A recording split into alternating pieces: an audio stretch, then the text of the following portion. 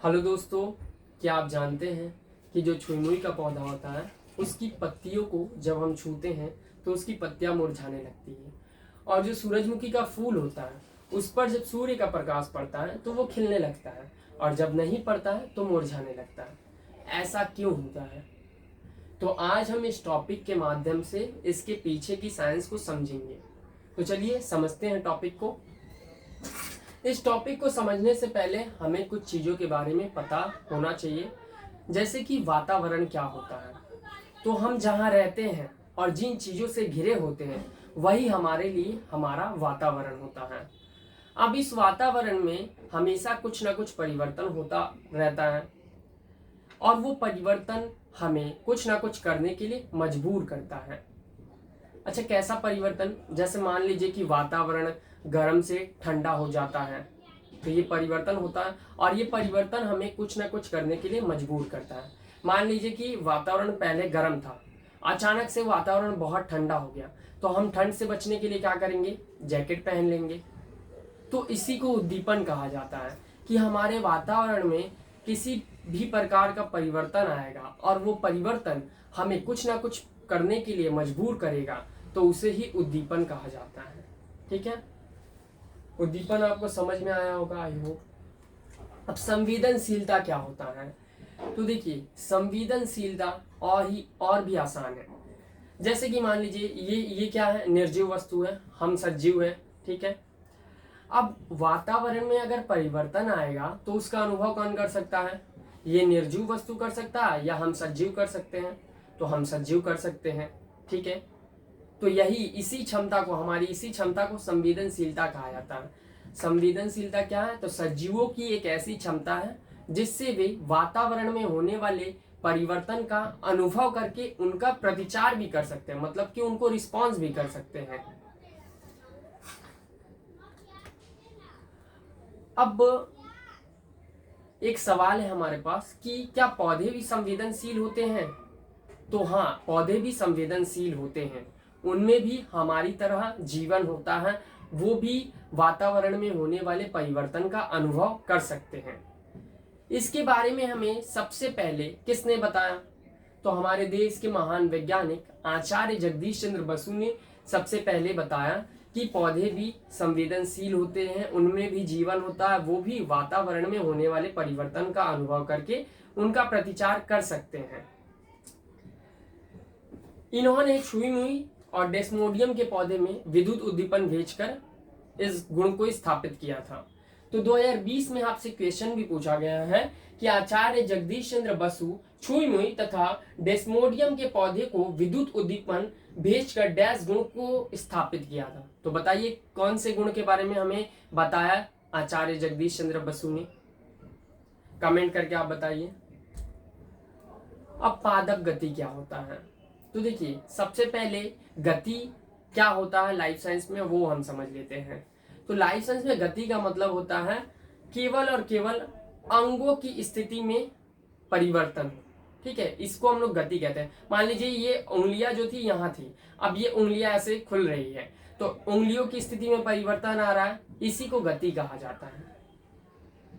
और अगर अंगों की स्थिति में परिवर्तन के साथ हमारे बॉडी का स्थान भी परिवर्तित होगा तो उसको हम लोग प्रचलन कहते हैं। जैसा कि जब हम चलते हैं तो क्या होता है? हमारे पैरों की स्थिति में परिवर्तन आता है और उसके साथ साथ हमारे बॉडी का स्थान भी चेंज हो जाता है, तो इसको हम लोग प्रचलन कहते हैं। तो पादप गति करते हैं, तो पादप जो होते हैं वो गति करते हैं। हाँ, उनके अंगों में तो अंगों की स्थिति में परिवर्तन होता है। जैसे जो छुई मुई की पत्तियां हैं, उसको जब हम छूते हैं तो उसकी पत्तियां मुरझा रही है, तो उनकी पत्तियों की स्थिति में परिवर्तन आ रहा है, मतलब कि जो पादप है वो भी गति करते हैं। तो वही हमें पढ़ना है कि कैसे कैसे गति करते हैं, कितने प्रकार के होते हैं पादप गति। तो अंगों में गति के आधार पर जो पादप गति होता है वो 3 प्रकार का होता है। एक होता है टैक्टिक गति, एक होता है ट्रॉपिक गति, और एक होता है नेस्टिक गति। अब टैक्टिक गति, ट्रॉपिक गति और नेस्टिक गति ये अलग अलग क्यों होते हैं समझते हैं, आइए। जो टैक्टिक गति होता है वो निम्न वर्गीय पौधे में होता है। निम्न वर्गीय पौधे बोलने का क्या मतलब है? जिस पौधे में ना तो जड़ हो, ना ही तना हो, ना ही पत्ती हो, वैसे पौधे को निम्न वर्गीय कहा जाता है। तो जो टैक्टिक गति होता है वो निम्न वर्गीय पौधे में होता है, और ये जो गति होता है ना, ये प्रचलन पर आधारित गति होता है। मतलब इस गति को जो पौधे करते हैं उनके अंगों में परिवर्तन के साथ साथ, अंगों की स्थिति में परिवर्तन के साथ साथ उनके बॉडी का स्थान भी परिवर्तित होता है। क्योंकि निम्न वर्गीय पौधे में जड़ है नहीं, तो वो मिट्टी से बंधे नहीं होंगे, इसीलिए वो प्रचलन कर सकते हैं। तो ये जो गति होता है टैक्टिक गति, वो निम्न वर्गीय पौधे में होता है, और ये गति प्रचलन पर आधारित होता है। ये दो बातें आपको इस गति के बारे में याद रखनी है। दूसरा है ट्रॉपिक गति। ये गति उद्दीपन की दिशा पर निर्भर करता है। जैसे कि मान लीजिए प्रकाश उद्दीपन इस दिशा से आ रहा है और ये पौधे का तना है, तो ये पौधे का तना प्रकाश की ओर बढ़ने लगता है। प्रकाश जिस दिशा से आ रहा है उसी दिशा की ओर ये तना पौधे का बढ़ने लगता है। तो ऐसी गति को हम लोग ट्रॉपिक गति कहते हैं। ट्रॉपिक गति उद्दीपन की दिशा पर आधारित होता है, और ये गति जो होता है उच्च वर्गीय पौधे में होता है। तीसरा है नैष्टिक गति। ये गति उद्दीपन की तीव्रता पर आधारित होता है, कि जो प्रकाश आ रहा है वो कितना तीव्र आ रहा है, कितना उसका इंटेंसिटी है। तो जितना ज्यादा तीव्र गति से आएगा उतना ज्यादा तीव्र गति से ये मतलब उतना ज्यादा तीव्र गति से पादप के अंग गति करेंगे। जैसे जो सूरजमुखी का फूल है उस पर जितनी तीव्रता से प्रकाश पड़ेगा वो उतना जल्दी खिल जाएगा। तो ये जो नैष्टिक गति होता है वो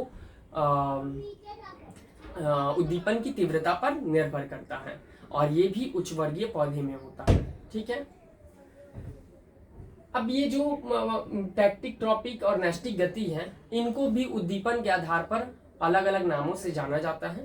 जैसे कि मैं एक एग्जांपल आपको दिखा देता हूँ। जैसे जो प्रकाश उद्दीपन होता है उसके कारण अगर कोई भी टैक्टिक गति हो रही है तो उसको हम लोग फोटो टैक्टिक गति कह देते हैं। अगर प्रकाश उद्दीपन के कारण कोई ट्रॉपिक गति हो रही है तो उसको हम लोग फोटोट्रॉपिक गति कह देते हैं। अगर प्रकाश उद्दीपन के कारण कोई नैष्टिक गति होती है तो उसको हम लोग फोटोनैष्टिक गति कह देते हैं। ऐसे ही उष्मा उद्दीपन के कारण अगर कोई गति हो रही है तो उसको हम लोग थर्मोटैक्टिक बोल देते हैं, थर्मोट्रॉपिक बोल देते हैं, थर्मोनैष्टिक बोल देते हैं। ठीक है। तो वो अलग अलग नाम से हम लोग जानते हैं। उद्दीपन के आधार पर इन गति को अलग अलग नामों से जाना जाता है, या अलग अलग प्रकार होते हैं इन गति के। ठीक है। चलिए कुछ क्वेश्चन सॉल्व कर लेते हैं। ये क्वेश्चन आपके एग्जाम में पूछा गया है। पूछा जा रहा है आपसे, इनमें से कौन सा कथन ट्रॉपिक गति से संबंधित है। आपको 4 ऑप्शंस दिए हुए हैं, कौन सा ऑप्शन जो है वो ट्रॉपिक गति से संबंधित है आपको बताना है। पहला ऑप्शन दिया है, यह उद्दीपन की तीव्रता द्वारा नियंत्रित होता है। तो नहीं, उद्दीपन की तीव्रता द्वारा कौन नियंत्रित होता है? नैष्टिक गति नियंत्रित होता है। ऑप्शन नंबर ख दिया हुआ, पादप या पादप अंग का संपूर्ण स्थान परिवर्तन होता है। नहीं, ये जो होता है वो टैक्टिक गति में होता है, क्योंकि टैक्टिक गति में निम्न वर्गीय पौधे में होता है, और उसमें उस गति में पौधे जो होते हैं प्रचलन करते हैं। तो ये टैक्टिक गति के बारे में सही है। ऑप्शन नंबर ग दिया है, यह गति वॉल्वक्स नामक शैवाल में देखा जाता है। तो नहीं, वॉल्वक्स नामक शैवाल में टैक्टिक गति देखा जाता है, क्योंकि वॉल्वक्स जो है एक निम्न वर्गीय पौधा है। ऑप्शन नंबर घ है, यह एक वक्रता की प्रेरित गति है जिसे उद्दीपन की दिशा द्वारा नियंत्रित किया जाता है। तो ये बिल्कुल सही है ट्रॉपिक गति के बारे में, क्योंकि ट्रॉपिक गति जो होता है वो उद्दीपन की दिशा द्वारा ही नियंत्रित होता है। तो राइट आंसर ऑप्शन नंबर घ हो जाएगा आपका। चलिए अगला क्वेश्चन देखते हैं। अगला क्वेश्चन है, ट्रॉपिक गति का लक्षण निम्न में से कौन सा है उसे चुने। फिर से आपसे ट्रॉपिक गति के बारे में पूछा है, और कौन सा है वो आपको चुनना है 4 ऑप्शन में से। ऑप्शन नंबर ए दिया है, उद्दीपन की दिशा से पौधे के कुछ निर्दिष्ट भागों में प्रेरित वक्रण गति का नियंत्रण करता है। तो बिल्कुल सही है, जो ट्रॉपिक गति है वो उद्दीपन की दिशा से पौधे के कुछ निर्दिष्ट भागों में प्रेरित वक्रण गति का नियंत्रण करता है। तो राइट आंसर आपका ऑप्शन नंबर ए हो जाएगा। अगला क्वेश्चन देखते हैं, पौधे में वृद्धि हेतु गति ही ट्रॉपिक गति है, ट्रू या फॉल्स, ये आपसे पूछा जा रहा है। तो ये बिल्कुल सा आसान है। मान लीजिए कि प्रकाश इस दिशा से आ रहा है और तने इस दिशा की ओर बढ़ रहे हैं, तो तने की वृद्धि ना हो रही है, तने बढ़ रहे हैं उस दिशा में, तो तने की वृद्धि हो रही है। तो ट्रू हो जाएगा कि जो ट्रॉपिक गति होता है वो वृद्धि पर आधारित होता है। अगला क्वेश्चन देखते हैं, डैश के बाह्य उद्दीपन से नैष्टिक गति प्रभावित तथा संचालित होती है। नैष्टिक गति किसके मतलब उद्दीपन की किस चीज से प्रभावित होती है? तथा संचालित होती है? तो उद्दीपन की तीव्रता से। तो तीव्रता के बराबर उद्दीपन से न्यष्टि गति प्रभावित तथा संचालित होती है। राइट आंसर आपका हो जाएगा। 2017 में आपसे फिर पूछा गया है कि कुछ फूल सूर्य उदय के बाद खिलते हैं और सूर्यास्त के बाद बंद हो जाते हैं, वह है। तो आपसे पूछा गया है कि जो ऐसे फूल होते हैं जो सूर्य उदय होने पर खिलते हैं और सूर्य अस्त होने के बाद मुरझा जाते हैं, वो कौन से गति का एग्जाम्पल है, आपसे बस ये पूछा जा रहा है। तो आपको 4 ऑप्शन दिया गया है। तो ये जो फूल खिल रहा है और फूल मुरझा रहा है, वो किसके कारण मुरझा रहा है? प्रकाश उद्दीपन के कारण। तो प्रकाश उद्दीपन के कारण कोई भी गति होता है तो फोटो लगाते हैं, तो फोटोनेस्टिक गति आपका राइट आंसर हो जाएगा। ठीक है, तो फोटोनेस्टिक गति आपका राइट आंसर हो जाएगा ऑप्शन नंबर का। संडियू नामक कीटभक्षी पौधे की पत्ती के रोम का कीट की देह के संपर्क में आते ही मुड़ के कीट को पकड़ लेता है, यह है। बेसिकली इस क्वेश्चन में आपसे पूछा गया है कि एक संडियू का पौधा होता है, वो कीटभक्षी पौधा होता है, उसके अंदर जब भी कोई कीट आता है तो उसको ट्रैप कर लेता है, ऐसे बंद कर लेता है उसको। ठीक है, तो ये किस प्रकार की गति का एग्जाम्पल है, आपसे पूछा जा रहा है। तो ये गति क्यों हुई? क्योंकि वो जो कीट था वो उसके संपर्क में आया, मतलब उसके टच में आया। जैसे ही उसको स्पर्श किया, संडियू के पौधे को जैसे ही उसने स्पर्श किया तो उसके पौधे ने उसको बंद कर लिया, उसको पकड़ लिया। तो टच के कारण, स्पर्श के कारण ये गति हुई है। तो स्पर्श के कारण कोई भी नैस्टिक गति अगर होती है तो उसको हम लोग सिस्मोनेस्टिक गति कहते हैं। क्या कहते हैं? सिस्मोनेस्टिक गति। ठीक है, अगला क्वेश्चन देखते हैं। बोला जा रहा है ट्रॉपिक गति एवं नैस्टिक गति में 2 अंतर लिखिए।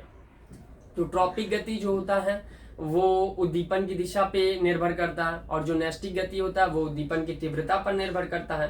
ट्रॉपिक गति जो होता है वो पौधे के वृद्धि करने वाले भाग जैसे तना और जड़ में होता है, और जो नैस्टिक गति होता है वो पौधे के पत्तियों और फूलों में होता है। तो बस यही अंतर आप लिख देंगे। तो आपके एग्जाम में इतना ही क्वेश्चन पूछा गया इससे। आई होप आप लोगों को ये टॉपिक बहुत अच्छे से समझ में आया होगा, एंड इस टॉपिक से अगर आपके एग्जाम में फिर कोई क्वेश्चन पूछा जाएगा तो मुझे पूरा विश्वास है कि आप आसानी से उस क्वेश्चन को सॉल्व कर लोगे। अगर वीडियो अच्छी लगी हो तो वीडियो को लाइक कीजिए, शेयर कीजिए अपने दोस्तों के साथ, और चैनल को सब्सक्राइब कर लीजिए ऐसे ही इम्पोर्टेंट वीडियो पाने के लिए। मिलते हैं फिर अगली वीडियो में।